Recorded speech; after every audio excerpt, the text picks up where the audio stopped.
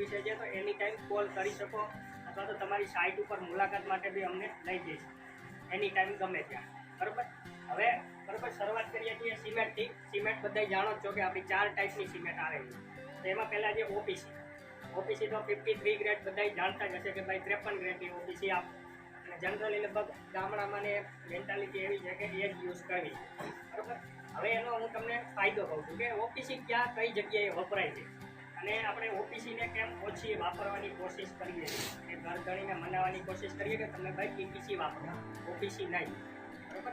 તો હવે ઓપીસી છે એ તમારે મોટું બાંધકામ છે. ધારો કે સરકારી કામકાજ છે એમાં ટાઈમ લિમિટ હોય કે ભાઈ તમારે 2 વર્ષમાં આ પૂરો કરવાનો છે તો એને ટાઈમ લિમિટ વાળું હોય છે. એટલે એને શટરિંગ છે, તમે જે ફોર્મવર્ક કહો છો, જે પાટિયા રાખો છો સ્લેબ લેવલના, તો એમને ફોર્મવર્ક કહે છે. બરાબર. એને 3 કે 4 દિવસમાં એ ખોલી નાખતા હોય.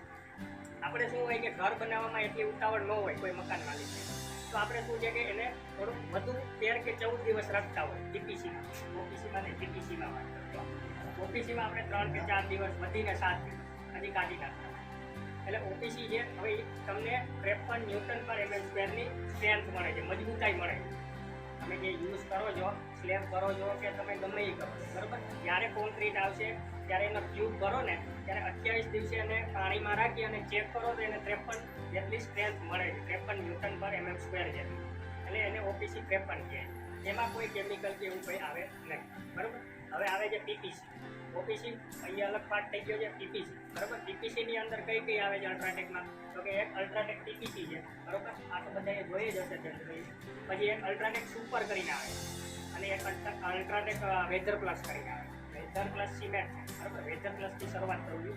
તો વેધર પ્લસ છે ને એ તમારે ઘરને સૌથી મેન તમારો દુશ્મન શું હોય? ઘરનો ભેજ. કે જ્યાં તમારે ભેજ આવતો હોય તો આખા ઘરને તમારે થોડી મજબૂતાઈ કે એમાં સ્ટ્રેન્થમાં ઘટાડો છે. એટલે આપણે વેધર પ્લસ એવી સિમેન્ટ છે કે એની અંદર હાઇડ્રોફોબિક કરીને કેમિકલ આવે કે જે તમારે બહારથી કોઈ એવા કેમિકલ એડ કરવાની જરૂર નથી.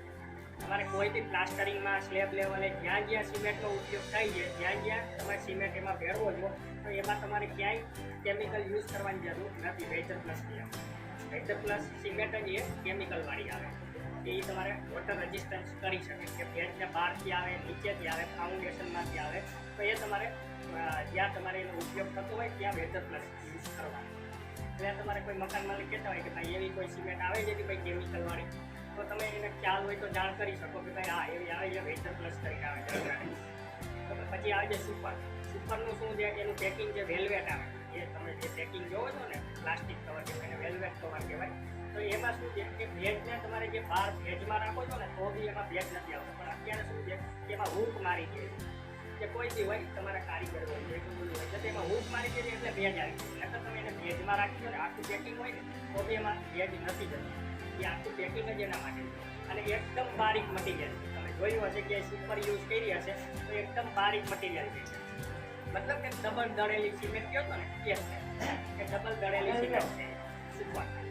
એટલે એ તમારે જે સિમેન્ટનું જ્યારે ઓલું તમે બનાવો છો કોન્ક્રીટમાં સ્લેબ લેવલે યુઝ કરો છો, સ્લેબ લેવલે યુઝ કરવા એટલે તમારે શું છે કે રેતી ડબલ વોશેબલ વાપરો છો. ડબલ વોશેબલ હોય છે તો એ જ્યાં નાના નાના કણો રેતીના નથી ખૂટતા ત્યાં આ સિમેન્ટના કણો ખૂટે એ બારીક છે એટલા માટે. એટલે એ સ્ટ્રેન્થમાં વધારો કરે છે, તિરાડો ઓછી પાડે છે. પછી તમારે જે ક્યોરિંગ કરવાની જેટલી પાણી છાંટવાની જરૂર છે એને ઓછી છે એ બધી સુપરની અંદર અવેલેબલ છે. પછી પીપીસી છે. પીપીસી અંદર બધાને ખ્યાલ જ છે કે ભાઈ પીપીસી તો સાવ બેઝિક છે કે સિમેન્ટની આપણે પીપીસી યુઝ કરતા હોઈએ છીએ. એટલે વધુ પડતા તમે આની આરે કેમિકલ બી યુઝ કરી શકો પીપીસીની આરે. પીપીસી એક તમે જે મટીરિયલ કહો છો ને કે એની અંદર શું હોય તો કે એની અંદર ફ્લાય એશ હોય. ફ્લાય એશ એક મટીરિયલ છે કે જે સ્ટ્રેન્થમાં ધીરે ધીરે વધારો કરે છે. એટલે આ જે પીપીસી એટલે તો આપણે ટોટલ 4 થઈ ગઈ: ઓપીસી 53 ગ્રેડ, પીપીસી, સુપર અને વેધર પ્લસ. આ 4 સિમેન્ટ છે અલ્ટ્રાટેક. બરાબર. હવે કોઈ આમ સિમેન્ટમાં કંઈ ડાઉટ છે? બધું જાણવું છે કંઈ સિમેન્ટ વિશે કંઈ બીજું?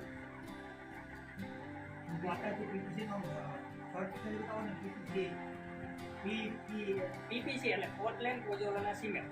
પછી ઓપીસી એટલે ઓર્ડિનરી પોર્ટલેન્ડ સિમેન્ટ.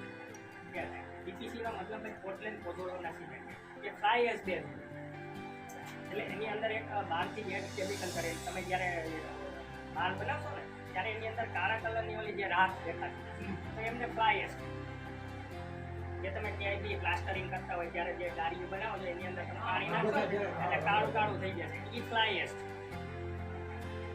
રખિયા થયો છે કેમિકલ જ છે, એવું નથી કે એ ખોટી છે.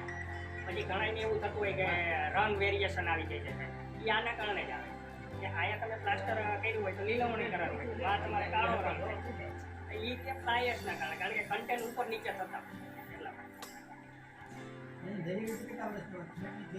સિમેન્ટની થેલીનો વર્ષ દિવસ હોય એની એ ખોલી લેવાની વાત કરે. સિમેન્ટ આખી થેલી ખોલી લેવાની.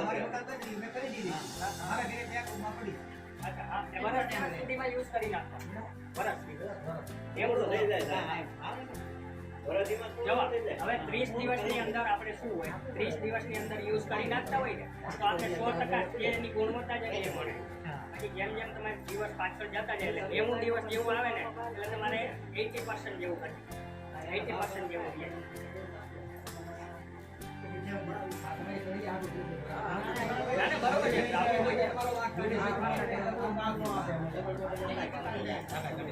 તાકાત ઘટી જાય.